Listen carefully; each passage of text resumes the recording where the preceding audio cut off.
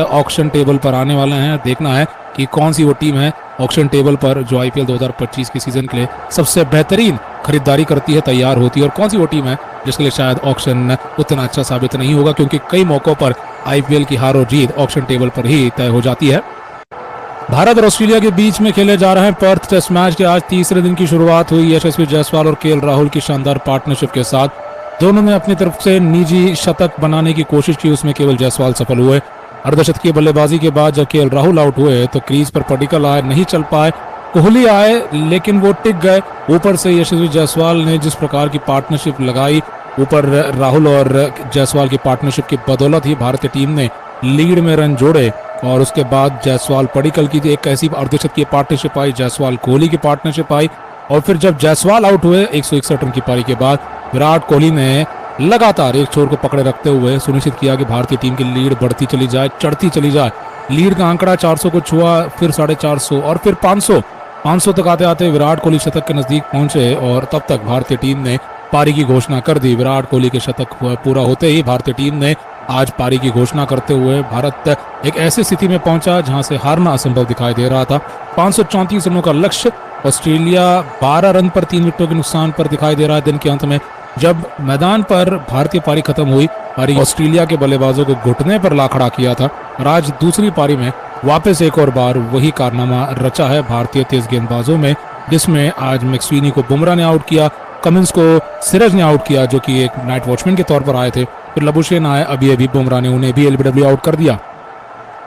ये रही भारतीय बैटिंग। दूसरे पोजीशन बनाना, खास करके जब अगर आपके 7 विकेट हाथ में है, अब केवल आगे बढ़ते हुए ऑस्ट्रेलिया की टीम केवल अब हार गेंदबाजी कर रहे हैं और हम देखेंगे कल पहले सेशन में ही भारतीय टीम पूरा दबदबा कायम करते हुए मैच को जीतेगी। पर्थ टेस्ट मैच 1-0 से भारत का हो जाएगा, श्रृंखला 1-0 से भारत की तरफ झुकेगी और वर्ल्ड टेस्ट चैंपियनशिप के फाइनल के लिए जिन मैचेस को जीतना जरूरी है, जो विनिंग परसेंटेज बढ़ाना है, वो सब कुछ भारतीय टीम कल करती दिखाई देगी। शुरुआत होगी इस श्रृंखला की इस तरीके से, इसमें मेजबान टीम पिछड़ गई होगी और यहाँ से कुछ चमत्कार अगर हो जाता है, इसके आसार तो अब ना के बराबर हैं, लेकिन अगर हो जाता है तो कहीं ना कहीं ऑस्ट्रेलिया उसी चमत्कार का इंतजार कर रहा है। लबुशेन आउट हुए हैं, अगर टिके रहते 2 ही विकेट डाउन होते, जिसमें से एक मेन बल्लेबाज थे, एक नाइट वॉचमैन थे, फिर भी हम थोड़ी ऑस्ट्रेलिया के लिए उम्मीदें बना सकते थे, लेकिन अब ऊपरी क्रम से ही दोनों बल्लेबाज आउट हो चुके हैं और ख्वाजा और आने वाले बल्लेबाजों में अब देखना है कितने रनों की भागीदारी खड़ी होती है। लेकिन दोस्तों इस वक्त यहाँ भारत और ऑस्ट्रेलिया के बीच खत्म हो चुके मुकाबले के बाद शुरू होने जा रहा है आईपीएल का मेगा ऑक्शन सऊदी अरेबिया जेडा में। एक बहुत बड़ा इवेंट है जहां पर आईपीएल 2025 का सीजन कैसे दिखेगा, नीलामी होगी बहुत सारे खिलाड़ियों की। ऋषभ पंत, केएल राहुल, श्रेयस अय्यर, दिग्गजों से भरी हुई ये नीलामी है। ऐसे खिलाड़ी ऑक्शन में बार बार नहीं आते हैं। रिकॉर्ड ब्रेकिंग बोलियां लग सकती हैं और क्रिकटॉक्स पर इसका कवरेज लगातार जारी रहने वाला है। क्रिकटॉक्स पर इसी तरह बने रहिए, कवरेज का बहुत मजेदार तरीके से आनंद उठाइए, क्योंकि यहाँ पर बड़ी बड़ी कीमतों पर खिलाड़ियों की बिक्री होगी। नए खिलाड़ी हैं, एक ऐसे भी खिलाड़ी है भारतीय मूल के घरेलू खिलाड़ी जो 14 वर्ष की उम्र में इस वक्त ऑक्शन टेबल पर आने वाले हैं। देखना है कि कौन सी वो टीम है ऑक्शन टेबल पर जो आईपीएल 2025 के सीजन के लिए सबसे बेहतरीन खरीदारी करती है, तैयार होती है, और कौन सी वो टीम है जिसके लिए शायद ऑक्शन उतना अच्छा साबित नहीं होगा, क्योंकि कई मौकों पर आईपीएल की हार और जीत ऑक्शन टेबल पर ही तय हो जाती है। भारत और ऑस्ट्रेलिया के बीच में खेले जा रहे हैं पर्थ टेस्ट मैच के आज तीसरे दिन की शुरुआत हुई यशस्वी जायसवाल और केएल राहुल की शानदार पार्टनरशिप के साथ। दोनों ने अपनी तरफ से निजी शतक बनाने की कोशिश की, उसमें केवल जायसवाल सफल हुए। अर्धशतकीय बल्लेबाजी के बाद जब केएल राहुल आउट हुए तो क्रीज पर पडिक्कल आए, नहीं चल पाए। कोहली आए लेकिन वो टिक गए। ऊपर से यशस्वी जायसवाल ने जिस प्रकार की पार्टनरशिप लगाई, ऊपर राहुल और जायसवाल की पार्टनरशिप की बदौलत ही भारतीय टीम ने लीड में रन जोड़े।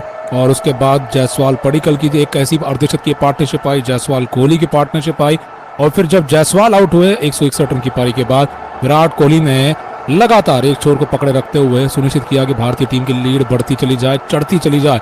लीड का आंकड़ा 400 को छुआ, फिर 450 और फिर 500 तक आते आते विराट कोहली शतक के नजदीक पहुंचे और तब तक भारतीय टीम ने पारी की घोषणा कर दी। विराट कोहली के शतक पूरा होते ही भारतीय टीम ने आज पारी की घोषणा करते हुए भारत एक ऐसी स्थिति में पहुंचा जहां से हारना असंभव दिखाई दे रहा था।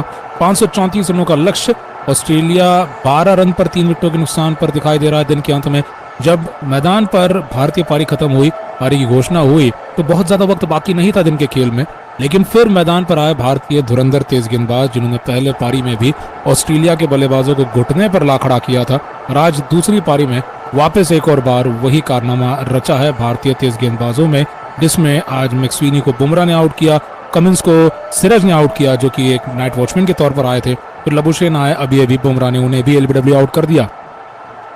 ये रही भारतीय बैटिंग दूसरी पारी में, पहले पारी में 150 तो दूसरी में 487।